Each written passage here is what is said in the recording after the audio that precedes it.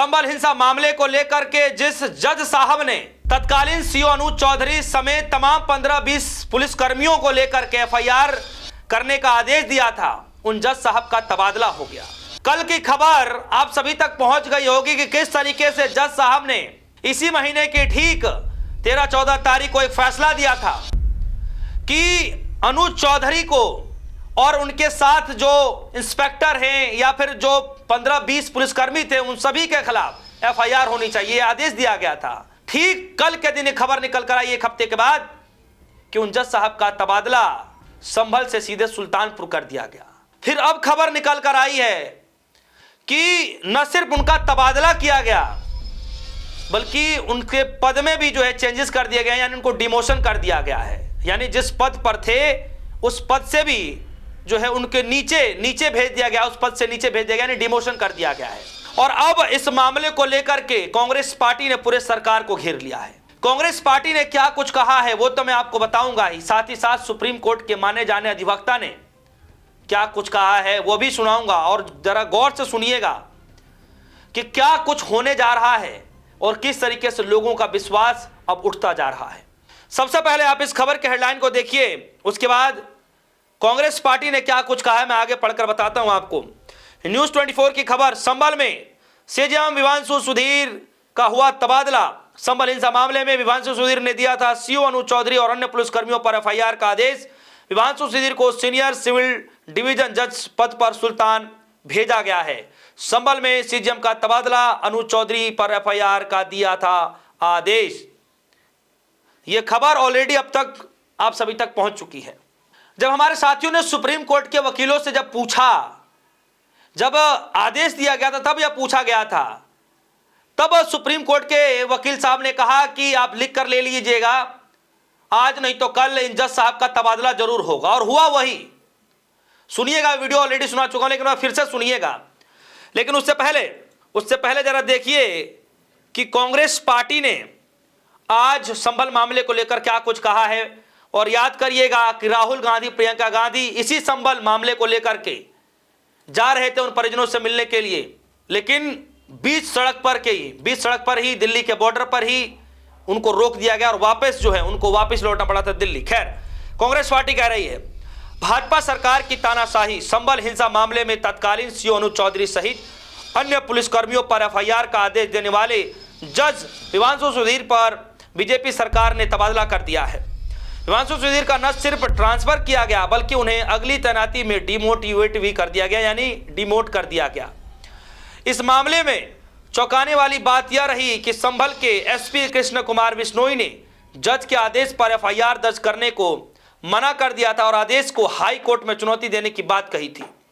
इससे पहले भी जरा सुनिएगा, इससे पहले भी राजस्थान में भी बीजेपी सरकार ने अडानी के खिलाफ फैसला देने वाले जज का ट्रांसफर करा दिया था। याद करिएगा, दिल्ली दंगों से जुड़ी हुई फैसले को लेकर के जज साहब ने, जस्टिस मुरलीधर जी ने जो आदेश दिया था उसके बाद उनका भी तबादला हो गया था, जिस तबादले को लेकर के लगातार राजनीतिक गलियारों में हलचल मच गई थी कि आखिर ये चल क्या रहा है।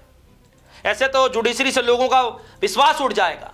और यही हाल रहा कल के दिन, जब संभल कोर्ट से विवांशु सुधीर जी का जो है तबादला कर दिया जाता है, उनको सुल्तानपुर भेज दिया जाता है कोर्ट में, तब संभल कोर्ट के परिसर में तमाम वकील साथी सड़क पर उतर जाते हैं और विरोध प्रदर्शन करने लग जाते हैं कि जज साहब को वापस लाइए, सरकार को माफी मांगनी होगी।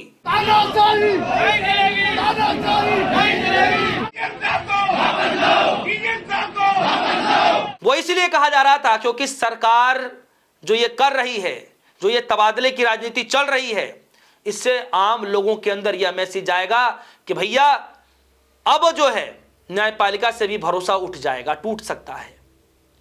क्योंकि जब जजों का तबादला होने लग जाए और यह खतरा मंडराने लग जाए तो फिर जज निष्पक्ष कैसे हो सकते हैं, यही सवाल बार बार पूछा जा रहा था। कांग्रेस पार्टी ने आगे कहा है, यह दिखाता है कि बीजेपी सरकार अब न्यायपालिका को अपने कब्जे में लेने का काम कर रही है और उनके पक्ष में फैसले न देने वाले जजों को सजा दी जा रही है। साफ है बीजेपी को लोकतंत्र और संविधान में कोई विश्वास नहीं है और इसकी जो शब्द लिखा गया है करने पर तुली हुई है। तो सवाल यहां पर यह है कि क्या सच में यह सब चल रहा है, क्योंकि कई सारे मामले सिलसिलेवार तरीके चल रहे हैं। जस्टिस मुरलीधर वाला मामला, उसके बाद यहां बताया जा रहा है कि अडानी मामले को लेकर के जज साहब ने कुछ कहा, उसके बाद उनका तबादला हो गया राजस्थान के अंदर। उसके बाद यहां देखिए तत्कालीन सीओ अनु चौधरी और तमाम पुलिसकर्मियों के खिलाफ जो है जज साहब जो फैसला देते हैं एफआईआर का, तो उनके भी तबादले कर दिए जाते हैं। मैं एक हफ्ते के भीतर ही वो भी डिमोट कर दिया जाता है, प्रमोशन तो छोड़िए डिमोट कर दिया जाता है।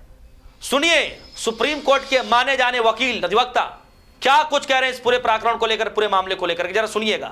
जब कोई जज किसी पुलिस अफसर के खिलाफ एफआईआर दर्ज करने का आदेश देता है और उसके बाद उस जज का तबादला किया जाए, तो उससे ये कम से कम ये लगता है कि सरकार के दबाव में किया गया, क्योंकि वो पुलिस अफसर जो कर रहा था वो सरकार के दबाव में कर रहा था।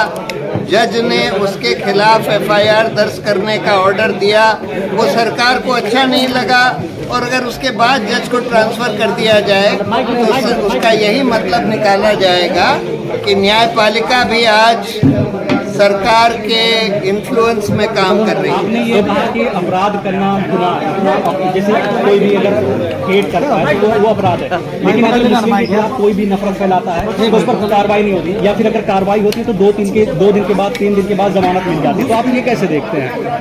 ये हमारी पुलिस और जुडिशरी की नाकामियत है। तो पुलिस जो है इनके खिलाफ केस रजिस्टर नहीं कर रही, क्योंकि सरकार का दबाव होता है। जब कम्युनल सरकार होती है, सांप्रदायिक सरकार, तो वो ये नहीं चाहती, वो खुद ही ये सब नफरत फैलाने का काम कर रही होती है, उन्हीं के लोग होते हैं, तो वो नहीं चाहती कि इनके खिलाफ कोई केस दर्ज हो। और उसके बाद फिर रोल होता है जुडिशरी का, न्यायपालिका का। न्यायपालिका भी कई बार हम देख रहे हैं, कई जगह हम देख रहे हैं कि सरकार के दबाव में काम कर रही है, और इस वजह से ये केस नहीं दर्ज हो रहे हैं, लेकिन कभी कभी होते भी हैं। आपने ये कहा कि न्यायपालिका भी कम्युनल हो गई है, तो आपने ऐसा क्यों कहा कि न्यायपालिका कम्युनल हो गई है? ये तो दिख ही रहा है, बहुत सारे ऐसे फैसले आ रहे हैं जो कम्युनल हैं। जो कोई भी ईमानदार सेकुलर जज इस तरह के फैसले नहीं पास कर सकता जो पास करे जा रहे हैं, तो इससे दिख रहा है कि जज की जहन जो है कम्युनल।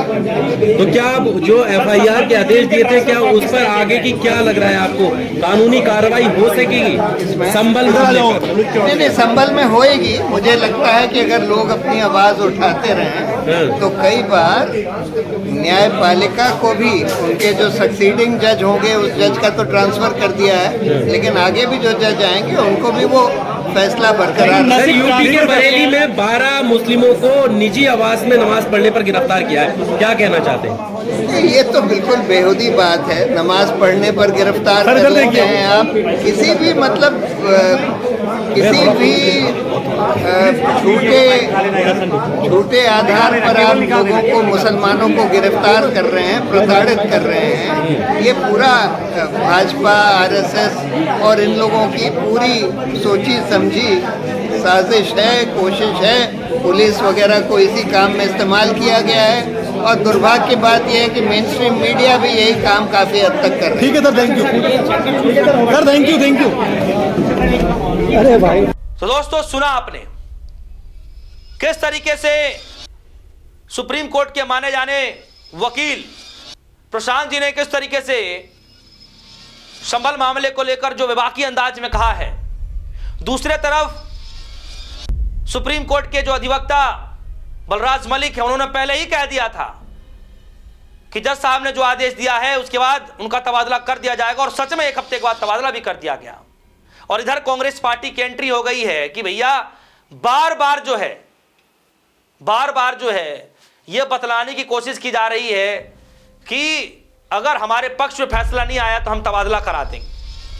तो क्या सिर्फ जिस तरीके से प्रशांत जी कह रहे हैं कि पुलिस प्रशासन को सरकार की सह है, सरकार ने दबाव आया पुलिस प्रशासन पर और जज साहब ने पुलिस प्रशासन को गठगड़े में खड़ा कर दिया, तो सरकार ने उनका तबादला कर दिया। दोस्तों, इस पूरी खबर को लेकर आप सभी के मन में क्या कुछ चल रहा है? क्या सच में आपको भी ऐसा लगता है जो कांग्रेस पार्टी ने सवाल पूछा है, क्या सच में आपको ऐसा लगता है जिस तरीके से प्रशांत जी ने अपने बयानों में जो कहा है? आपकी जो भी राय होगी वीडियो कमेंट सेक्शन में जाएगा, अपनी राय जरूर रखिएगा। फिलहाल के लिए दीजिए इजाजत, देखते रहिए डिस्को न्यूज़। धन्यवाद।